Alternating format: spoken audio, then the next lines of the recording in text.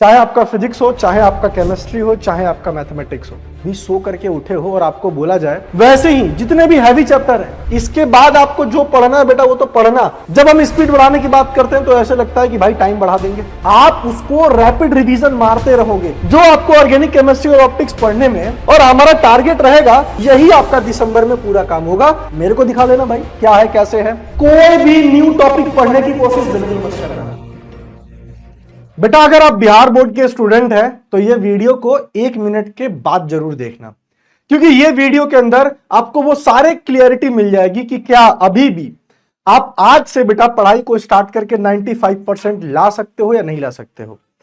बेटा लगभग देखा जाए तो हमारे पास 5 महीने अभी बचे हुए हैं और मैं एक मेंटर होने के नाते एक चीज तो आपको बहुत क्लियर तरीके से बता सकता हूं कि बेटा 5 महीने बिहार बोर्ड में 95% क्या स्टेट रैंक लाने के लिए इनफ है। मैं बिल्कुल सही कह रहा हूं और यह चीज मैं कोई हवा में नहीं कह रहा हूं। आप लोगों ने देखा भी होगा कि हमारा विद्याकुल परिवार पिछले कई सालों से कितने ज्यादा स्टेट रैंकर और डिस्ट्रिक्ट रैंकर दे रहा है। इनफैक्ट मैं तो बेटा मैथ्स पढ़ाता हूं और आपने देखा भी होगा कि मेरे कितने सारे स्टूडेंट्स 100 में 100 लाते हैं। और सिर्फ ये 1 साल की बात नहीं है, हर एक साल की मैं बात बता रहा हूं। और मैं आज आपको फिजिक्स केमिस्ट्री मैथ तीनों को लेकर के बेटा गाइड करूंगा। तो एक बार जरूर समझना कि आखिर क्या हमारी वो स्ट्रेटेजी होनी चाहिए, क्योंकि देखो सिलेबस कंप्लीट करना पढ़ना एक अलग बात है, पर एक स्ट्रेटेजी के साथ चीजों को फॉलो करना वो बिल्कुल ही डिफरेंट चीज है। तो मैं बिल्कुल आपको सब एक एक करके सारी चीजें बताऊंगा। सैंपल पेपर कब सॉल्व करना है आपको, पीवाईक्यू कब लगाने हैं आपको, और सिलेबस कितने टाइम के अंदर कंप्लीट हो जाना चाहिए। बेटा एक एक चीज आपको मैं डिटेल में बता रहा हूं, ठीक है। जैसे कि आप भी जानते हो कि 5 महीने अगर मैं मान लेता हूं कि हमारे पास 5 महीने मोटा मोटी बचा हुआ है, जो कि सितंबर अक्टूबर नवंबर दिसंबर और ये जनवरी मान लेता हूं। फरवरी में तो बेटा आपका एग्जाम होता ही होता है, जो कि सिंपल है। और ये अगस्त चल रहा है ये भी मानते हैं, खत्म करो, सितंबर से हम लोग काउंट करते हैं। अगर मैं ये मान लूं कि आपका एग्जाम 1 फरवरी से है, हालांकि 2 फरवरी 3 फरवरी यही डेट रहता है, 1 से लेकर 5 के बीच में कोई भी बेटा डेट हो सकता है। मैं मान लेता हूं कि 1 फरवरी से ही आपका एग्जाम है और अगर आपका टारगेट बेटा 95% लाना है तो मैं आज आपको बेटा एक मास्टर ब्लूप्रिंट दे देता हूं और ये बिल्कुल जेन्युइन ब्लूप्रिंट होगा। आप भी जानते हो कि ज्यादा मैं फालतू की बातों में विश्वास नहीं करता हूं, एकदम जेन्युइन ब्लूप्रिंट आपको मैं दूंगा। बात करते हैं सितंबर का, यानी कि पहले महीने के हम लोग बात करेंगे। पहले महीने के अंदर सितंबर वाले में क्या क्या हम लोगों को करना है। देखो हम लोगों को ना बेस यहां पे बिल्ड करके चलना है। आप ये तीनों सब्जेक्ट के अंदर सबसे पहले तो बेटा बेस बिल्ड करोगे, हर एक चैप्टर के बारे में उतना जानकारी लोगे। वैसे भी बिहार बोर्ड आपका पूरा बेस चीजों पे ही पूछता है ज्यादातर। ऑब्जेक्टिव हो गया, 2 नंबर वाले सारे क्वेश्चन हो गए, 5 नंबर वाले में थोड़ा खेला लगता है, उसके लिए मैं बताऊंगा अभी।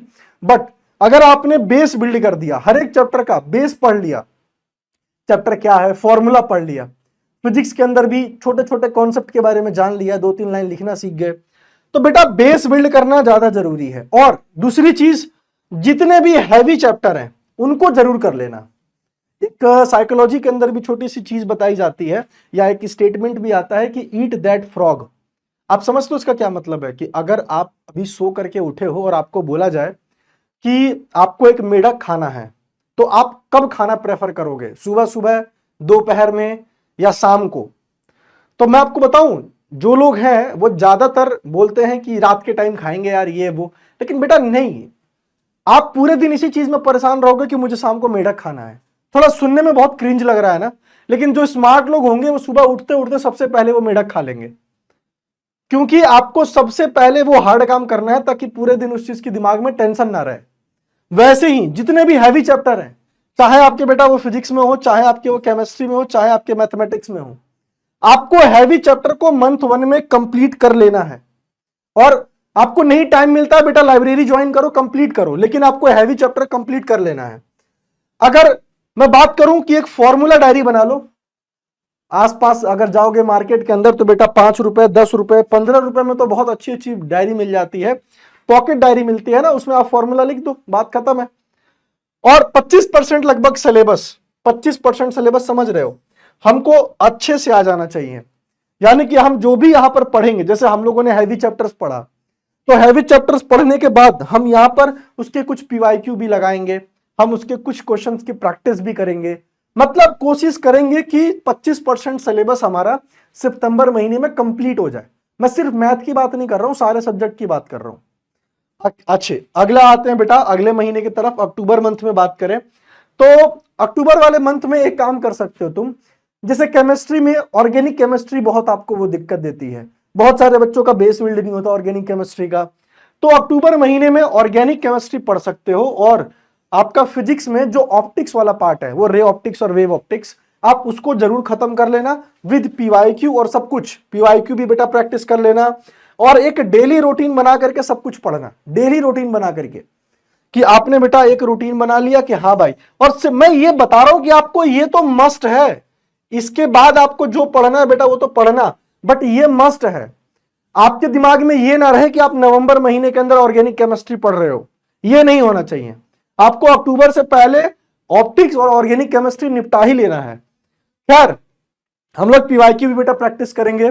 डेली रूटीन के अंदर हम अपना प्लानर बनाएंगे पूरा का पूरा कि हमें डे 1 भाई हमें ये काम करना है आज, आपने सारे के सारे वो पॉइंट लिख दिए।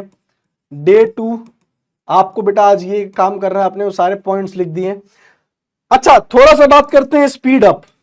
आपको अपने स्पीड को थोड़ा बढ़ाना पड़ेगा, और जब हम स्पीड बढ़ाने की बात करते हैं तो ऐसे लगता है कि भाई टाइम बढ़ा देंगे, हम अगर 8 घंटा पढ़ते थे तो 12 घंटा पढ़ेंगे। बेटा नहीं, स्पीड अप का दरअसल में यह मतलब नहीं होता है कि आप 8 घंटे पढ़ रहे थे तो आप 10 घंटे पढ़ोगे, 12 घंटे पढ़ोगे। स्पीड अप का दरअसल में यह मतलब होता है कि एक एक चीज को फिनिश करते जाओ।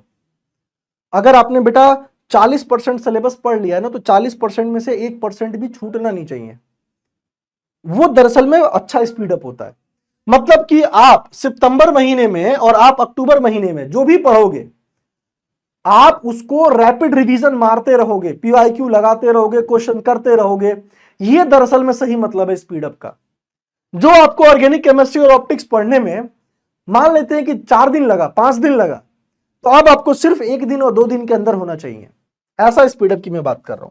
खैर, अक्टूबर महीने का क्लियर हो गया। नवंबर मंथ में हम लोग आ गए, हम लोगों ने हैवी चैप्टर्स पढ़ लिया, हम लोगों ने ऑर्गेनिक और ऑप्टिक्स वगैरह भी लगा लिया, हम लोग पीवाईक्यू भी देख रहे थे, हम लोग मैथमेटिक्स के छोटे छोटे चैप्टर्स भी देख लिया है ना, मैट्रिक्स देख लिया, डिटर्मिनेंट देख लिया, सब सारी चीजें।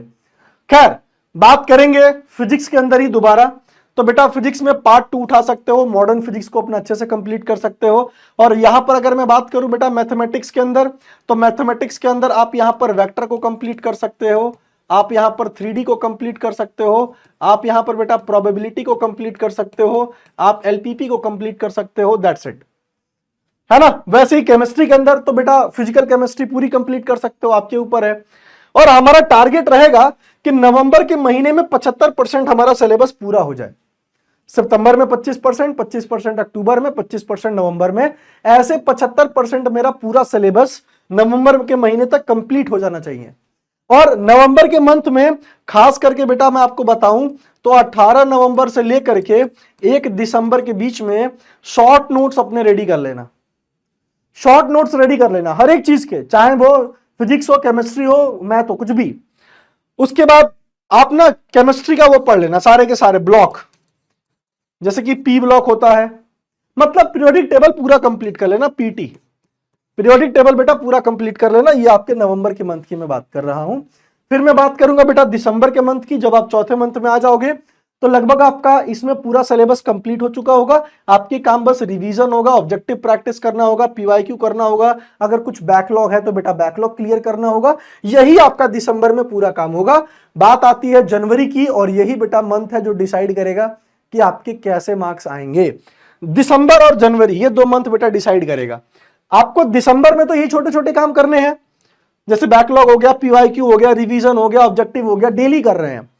जनवरी में मॉक टेस्ट जरूर लगा लेना, आंसर राइटिंग करके टीचर्स को दिखा जरूर लेना, मेरे को दिखा लेना भाई क्या है कैसे है। और कोई भी न्यू टॉपिक पढ़ने की कोशिश बिल्कुल मत करना। पता चल रहा डिफरेंशियल इक्वेशन तुम्हें नहीं आती है तो डिफरेंशियल इक्वेशन जनवरी में पढ़ रहे हो, बेटा नहीं, ऐसा नहीं होना चाहिए। और यहां पर अपने आप से पूछना कि क्या हम एग्जाम के लिए रेडी हैं, और आंसर आएगा हाँ, अगर आपने ईमानदारी से बेटा वो सब कुछ क्लियर कर रखा होगा तो इतना ही आसान है यार। सच बताऊं तो बिहार बोर्ड के अंदर 95% लाना इतना ही आसान है। थोड़ा थोड़ा बेटा आपको आगे बढ़ना है, थोड़ा थोड़ा आगे बढ़ना है। अब जैसे आप ही बताओ, देखो 1 की पावर अगर मैं आपसे बोलूंगा 1000 तो कहोगे कि 1 ही होगा, पर बेटा 1.1 की पावर या 1.01 की पावर 1000, तो बेटा ये बहुत बड़ा नंबर होता है। कैलकुलेशन में तो मुझे भी नहीं पता, कैलकुलेट करना पड़ेगा, पर 1.01 की पावर 1000 बहुत बड़ा नंबर होता है। इसका क्या मतलब है कि आपको पर डे 0.1 मतलब 0.01 इतना एफर्ट डालना है। थोड़ा थोड़ा एफर्ट आपको बेटा बढ़ाना है, थोड़ा थोड़ा एफर्ट आपको बढ़ाना है। आई बात समझ में?